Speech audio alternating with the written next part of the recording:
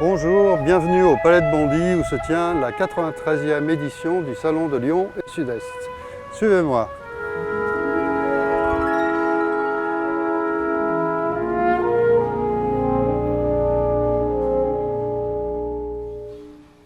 Voilà, alors là nous nous trouvons dans le hall magnifique avec de ce côté la salle, une salle de concert, la salle Molière où il y a des concerts souvent de grande qualité. Et puis voilà, le décor est assez somptueux. Voilà, on a même un moulage d'un esclave de Michel-Ange. Et l'exposition, la salle d'exposition se trouve au premier étage. Donc on va prendre cet escalier pour la rejoindre. Et voilà, et avant d'arriver aux salles, on a ce hall d'entrée où vous pouvez voir un grand tableau de Jacques Pézerat, qui est un peintre lyonnais. Très beau tableau qui fait face à un tableau de Serge Plagnol, les deux invités du salon de cette édition du Salon du Sud-Est. Voilà, alors là on accède à la grande salle sous sa magnifique verrière du Salon du Sud-Est, donc qui existe depuis 1924. Et dont une des particularités, c'est de tenir à rester un salon et pas à se transformer en foire, comme c'est beaucoup le cas aujourd'hui. Voilà, donc dans les deux salles, nous avons à peu près 200 à 250 œuvres de différents types, peintures, gravures, photos, sculptures, etc. Alors ici, il s'agit d'un des deux invités de cette édition du salon, Serge Plagnol, donc ce peintre toulonnais qui nous a fait le plaisir et la gentillesse de nous prêter ses œuvres, faisant face juste à l'autre invité du salon, Jacques Pézerat, qui est un peintre historique et indispensable à Lyon. Voilà, Jacques Pézerat. Je me suis intéressé ici à deux couleurs, par exemple. C'est un peu un défi sur 4-5 ans. Ce défi était d'employer le minimum de couleurs. Dans ce cas précis, on a le noir et l'ocre. Ce que je recherche, moi, depuis maintenant une vingtaine d'années, c'est d'avoir quelque chose d'universel, mais pas universel au sens accepté par tout le monde, mais j'essaie d'obtenir quelque chose qui soit en rapport avec cet univers simplement. Et cet ordre, eh bien, je l'accepte parce que c'est la recherche, mais c'est pas forcément une chose dans l'histoire de la peinture qui prendra de l'importance. Pour moi, ça me permet de vivre. C'est le résultat. Je suis Serge Plagnol. J'ai été invité donc très amicalement et gentiment par le Salon de Lyon et du Sud-Est. Là, c'est la deuxième fois d'ailleurs, parce que j'étais venu il y a 15 ans. Et donc là, on arrive parce que je suis avec Agnès Madère, qui a aussi un tableau exposé, de Toulon, où je travaille, où je peins. J'ai toujours été un peu dans le sud parce que j'étais aussi enseignant de peinture à l'école des Beaux-Arts de Nîmes et l'atelier donc à Toulon. Et voilà, donc on a présenté tout un ensemble de peintures et de petites sculptures sur une quinzaine d'années. Donc parce que j'étais venu il y a 15 ans déjà, donc à l'époque, donc j'ai eu la même invitation, j'étais venu et je crois que j'ai réaccepté cette invitation-là, parce que c'était très amical, et puis c'est entre peintres, on se retrouve, et puis parce que je pense que les salons, alors particulièrement celui-là, c'est la continuation d'une histoire qui, au fond de la peinture, qui vient de la fin du 19e siècle, et de cette histoire des salons qui continuent à être très importants pour la rencontre entre les peintres et les artistes, et c'est pas uniquement un lieu marchand, c'est un lieu de rencontre, où ce qui est mis en avant, c'est vraiment la peinture et la sculpture. Et donc ces salons, et particulièrement celui-ci, a toute sa place dans le paysage contemporain de l'art. Mais je ne suis pas un peintre totalement abstrait, donc il y a une inspiration qui vient des lieux vécus, traversés au quotidien, et donc de ce qu'on peut appeler paysage, même les visages. Souvent je peins des visages-paysages. Il y a ce lien quotidien avec des lumières, des couleurs qui sont celles de ces lieux où je vis, qui sont donc plutôt dans le sud. Voilà une quinzaine d'années maintenant que j'ai la chance, le bonheur et le privilège de présider ce salon qui fête cette année sa 93e édition. Donc nous commençons un peu à nous interroger sur les préparatifs d'un siècle d'existence. Quant à ma présentation, elle est très modeste, mais en 2 mots, j'ai créé une galerie d'art en centre-ville de Lyon depuis là encore une quinzaine d'années, puisque ce sont 2 activités que j'ai envisagées en simultané à l'époque.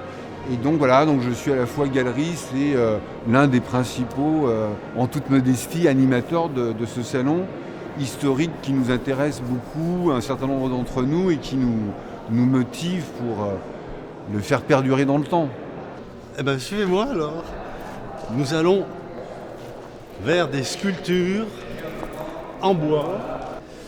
Pour moi, ça représente un travail à partir du dessin, d'une recherche graphique, donc c'est voulu. Ça, c'est une racine, donc c'est un bois qui n'avait jamais vu le jour. Oui, c'est une racine de cerisier, un cerisier énorme, centenaire, et ce bois était sous terre, et le voilà sur terre. Ce sont les départs des greffons au sommet du tronc. La greffe joue un rôle et les branches s'élancent dans le ciel. Alors j'ai extirpé ça, c'est une matière très torturée, très noueuse, qui est encore une fois inquiétante à travailler. Mais après tout, le résultat me plaît. Alors j'espère que ça plaira à d'autres.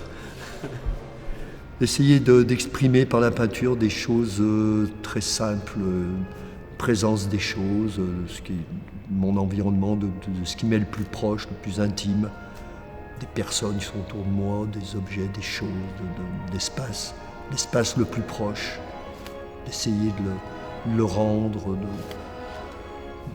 le rendre pictural, ses nuances, ses vibrations, ses couleurs. Voilà. La lumière est belle et l'atmosphère aussi. Il n'existe pas d'autre salle à Lyon, sauf les lieux réservés au Biennale pour l'art contemporain, ou alors après ce sont des galeries privées, mais n'existent pas, donc c'est historique. Alors tout à l'heure en discutant avec Jacques Pézra, il parlait de mon travail, il me disait oui, c'est contemporain et en même temps c'est intemporel.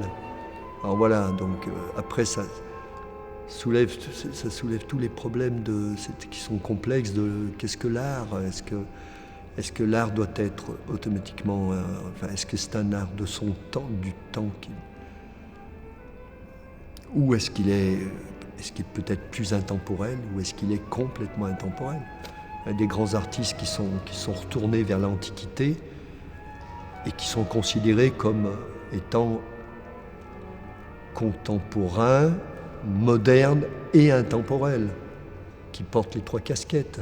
Donc, je sais pas, on peut citer Giacometti par exemple, ou pour citer d'autres. On est 6 photographes. Chacun a sa technique un peu différente, ça va de l'argentique vraiment pur qui est là, jusqu'à du numérique et du numérique travaillé. Dans ce qui est là-bas avec Michel Coste, et puis alors ici, Evelyne Drognac. Je travaille de façon numérique avec des transformations de la prise de vue en post-production, comme vous diriez en cinéma. Et j'aime bien jouer sur cette particularité de la photo qui est qu'elle est proche de la réalité, mais qu'en même temps, il suffit de la transformer en fonction de son imaginaire pour que ça devienne autre chose. Et pour moi, ça a beaucoup de sens d'être avec des peintres et des sculpteurs. J'aime bien le milieu photographique, je le fréquente beaucoup, mais s'en libérer et être avec des artistes qui sont plus libres dans leur création, ça m'intéresse bien. C'est les vibrations de la couleur. C'est ce qui est important en peinture, pour moi, c'est la lumière et les vibrations colorées. Je les travaille assez longtemps. Ça se voit pas, mais c'est souvent travaillé longtemps.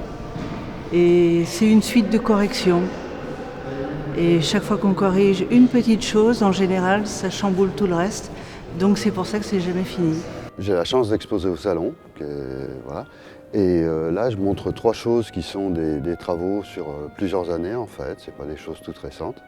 Enfin, j'ai voulu montrer ça pour donner un peu une idée des différentes directions dans lesquelles j'allais. Alors après, c'est toujours difficile de parler peinture, puisque par définition, si je pouvais dire quelque chose avec les mots, je le dirais. Donc déjà, quand on est dans le domaine de la peinture, ça veut dire que c'est quelque chose qui est de l'ordre de l'indicible. Alors, cette édition de cette année, elle a une réussite à double titre. C'est que l'année dernière, le salon a été annulé pour les causes de Covid et tout ça. La veille, tout était quasiment, voilà. Et ça a été, enfin, la veille, la semaine d'avant. Et donc voilà, ça a été une grande déception. Et puis après, on se disait, voilà, comment ça va redémarrer. Donc c'est déjà une réussite au sens où ça redémarre. Voilà. Et le deuxième élément de réussite, je pense, c'est d'avoir fait une sélection beaucoup plus serrée, avec moins d'exposants, mais qui permet une meilleure visibilité et puis une meilleure cohérence également de l'ensemble de l'accrochage. Terre de Feu, j'ai été un peu influencée par les événements qui se passaient en Californie, les incendies. Donc c'est un travail de 2019-2020. Et à la fin 2019, il y avait beaucoup d'incendies en Amérique. Donc ça m'a un peu influencé. Maintenant, il y a toujours les bêtes sauvages, voilà. Il y a du poli là, toi, là c'est très poli. Ça c'est volontairement parce que j'ai des plis là. Là du coup on est poli. Pour qu'on ait évidemment qu'il y a un dialogue comme dans la peau, quoi. On a du lisse, on a des plis et c'est génial. Les gens qui n'aiment pas les plis, moi j'adore les plis de la peau, le temps sur la peau, ça c'est ça. Et puis ce rythme qu'il y a ici, on rencontre tous des fois des envies, des idées, pourquoi je vais plus dans ce travail-là que de ce travail-là. C'est étrange, c'est marrant, mais en même temps c'est simple, c'est juste que ce que je ressens, je continue avec ce que je ressens. Stop. Justement, je mets pas de mots, j'avance. Voilà quoi. C'est du bonheur d'avoir une salle, franchement, une salle comme ça à Lyon. Voilà. Luxe. Oui, alors au niveau de l'historicité de ce salon, moi j'aimerais simplement vous rappeler que nous sommes une scission de la Société lyonnaise des beaux-arts en 1925. Des peintres, des sculpteurs, des graveurs, des photographes de l'époque décident de rompre un peu avec l'académisme et l'école lyonnaise, l'académisme au sens traditionnel du terme bien évidemment, et puis cette école lyonnaise qui était très présente, omniprésente, un peu étouffante. Et donc c'est un groupement qui s'est constitué en étant un peu audacieux, un peu contestataire, un peu protestataire. Et en fait, on se rend compte que malgré le temps qui s'écoule inéluctablement, on a toujours cette notion de salon un peu auto-géré, auto-organisé. Et en fait, les sociétaires, les invités de chacune de nos éditions ont une vraie part d'autonomie pour la mise en scène, pour ce qu'on appelle aujourd'hui la scénographie, mais qu'en tous les cas, chacun d'entre eux trouve sa place, une complémentarité avec les autres disciplines, les autres artistes, et tout se fait dans une sorte de belle et bonne entente. Et je suis toujours frappé de voir qu'en laissant un petit peu la bride abattue, les choses se décantent dans l'ordre et d'une façon tout à fait naturelle et au final positive. Et donc là, on peut le remarquer que voilà, certains sont entre guillemets invités, privilégiés, certains présentent de très grands formats, mais tout s'harmonise et tout s'organise en bonne intelligence.